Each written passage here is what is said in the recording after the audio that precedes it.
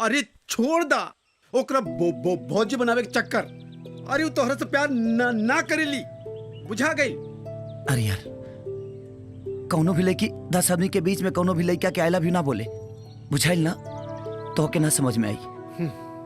उनका आंख में अपना खाती प्यार हम देख ले बनी तेना तू हो ना देख यार, जब सब कुछ इतना आगे बढ़ चुकल बा तब पीछे हटे के कोनो सवाल ही पैदा नहीं हो सकत।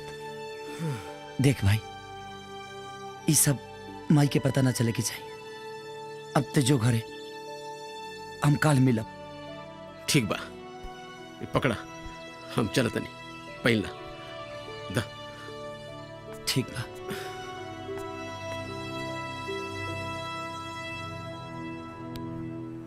अरे आप लोगों ने तो कुछ लेवा ना कहीं नहीं ली ना।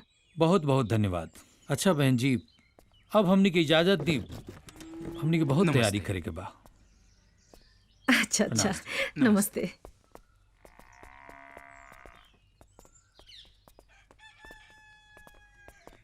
माई ये सब तैयारी और ये सब के रला की तैयारी के बात करता ला।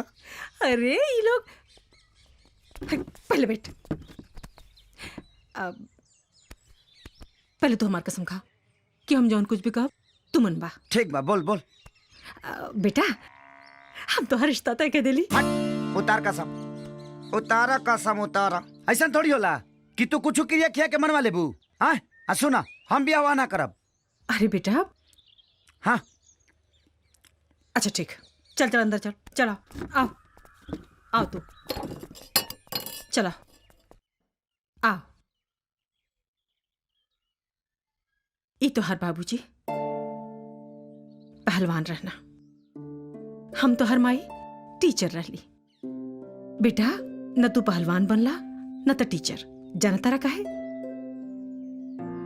तोरा बाबूजी के का नाम रहे कि यशोदा हमने की इक्के गो बेटा बा, ओके खूब प्यार करिया, हवा और पानी की तरह ओके आजाद छोड़ दिया। जाना तारा बेटा अक्सर माई बाप लोग अपने बच्चा के अपने तरह बनावा खातिर इंसान बनावल भूल जाला। आज से 21 साल पहले जब तू 3 साल का रहला ना, तार बाबूजी अपने जिगरी दोस्त राजकिशोर जी की बेटी के साथ तोहार रिश्ता तय कर देना। वही के सिलसिला में लोग आ जा रहना। अरे माई आज के डेट में कुछ चलेला का? हाँ का भइल, कुछ गलत बोल देनी का माई? सही कहा तारा बेटा, एकदम सही कहा तारा। आज की डेट में कुल कहाँ चलेला? भला 21 साल पुरानी बात के कोनो औलाद काहे के ढोई? हमें तो हर कोनो गलती ना, सरासर गलती तोरे बाबूजी का, जौन बिना तोरे से पूछले तो हर ब्याह तय कर देना। तू चिंता मत करा ठीक है? हम अपन दिहल कसम तोरा से वापस लेता नहीं ठीक है? और राजकिशोर के फोन करके कह देता नहीं कि हमार बेटा बड़ा हो गया बा। अरे जोने बाप के वो देखलस तक नहीं, अगर मान कर रखी ते सही में वो तरीका माई ना ना बेटा, ये तो खुशी के आंसू देख, खुशी के मारे रो तनी कि हमार बेटा इतना बड़ हो गया बा कि माई बाप के बात का मान रखल कोनो जरूरी ना समझा। अब तोरा के कैसे बताई कि हमार मजबूरी बा? कोनो जरूरत नहीं के समझावे के हमरा के कोनो जरूरत नहीं कि अपन मजबूरी समझाओ के बेटा, हम बहुत अच्छे से समझ गए नहीं। हम कहता नहीं ना कि राजकिशोर के फोन करके बोल दे कि जुग जमाना बदल गया, केहू के पास 21 साल पुरानी बात के ढोए का टाइम नहीं खे। काहे की चिंता करता रहा, बोलता नहीं ना।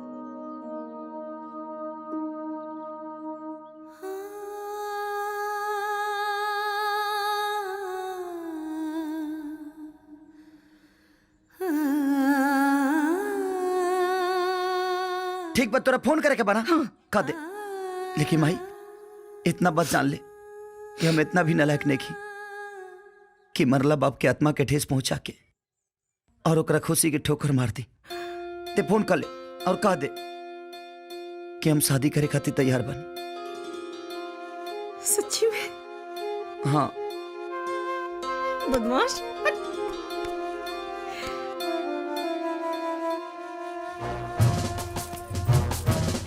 माई हाँ? ते सबके घरे लेके जो हम 5 मिनट में आ जाता नहीं। अभी कौन नया ड्रामा है रे? आई, ते भाग जीबे। हाँ? भाग जीबे खो क्रिया खो के 5 मिनट में आबे। अरे बात बात में क्रिया जैसे बुझाता कि भूजा खिया तारू। हम 5 मिनट में आ जाए 5 मिनट ना 2 मिनट। मन हम व्हाट्सएप के मैसेज भेजे 2 मिनट में आ जाए। अरे हम 5 मिनट में कहते नु आ जाए। भागे के रही तो हम बियाह क्या करती करती। हमर मरल मुंह देखबे। ना हम जियत देखो हम आ जाए। आज ये ज आ जाए चुप। ठीक बा। चल चल। जब दिल ही टूट गया जी कर क्या करेंगे। का भाई काहे रोताड़ा? का बताई मैडम जी हम बहुत मजबूरी में बानी। हम जाना तनी के जन्म में रहुआ हमारा किस्मत में नहीं की, लेकिन अगला जन्म में रहुआ नाम के रेखा अपना हाथ में घिंचवा के आए। और एगो इम्पोर्टेंट बात, रहुआ बहुत सुंदर बानी। हमरो से सुंदर लड़का रहुआ मिल जाए, एगो अच्छा लड़का देख के बियाह कर ले। और त्रिभुवना ठीक नहीं खे रहुआ खाती, वो भैंसा लोटबा का भइल? काहे दुखी होता नहीं मैडम जी? हमके पता बा कि रउआ हमरा से प्यार करे लगल बानी। अरे ना ना ऐसन बात नहीं खे। तो जे भी बाड़ा जैसन भी बाड़ा ना जाने काहे तोरा साथे बात करे में हमरा बहुत अच्छा लागत रहे। पर अब तो तोहर शादी हो जाई तो तू अब तो हमरा मिले ना आई बा, बस यही से। ऐसे कैसे न मिले? अरे वो जब भी बुलाए हम घप देना चले। चल झूठा। तो शादी के बाद हमरा से मिलबा कि अपना मेहरारू से? मेहरारू तो मजबूरी होली, लेकिन रउआ तो हमार पसंद है ना। अच्छा अच्छा अब बस बहुत हो गई। अब घरे जा जल्दी, ना तब पता चली कि दूल्हा के बगैर ही बारात चल गई। जी मैडम जी एगो हमार आखिरी इच्छा पूरा कथी तनी हग दीना। का? हाँ हाँ हीरो हीरोइन फिल्मिया में अलग होके से पहले हगे लालो ना, और सही रहुआ हक दीना। अच्छा हक चाहिए हाँ तो ऐसा बोलो ना हक करी।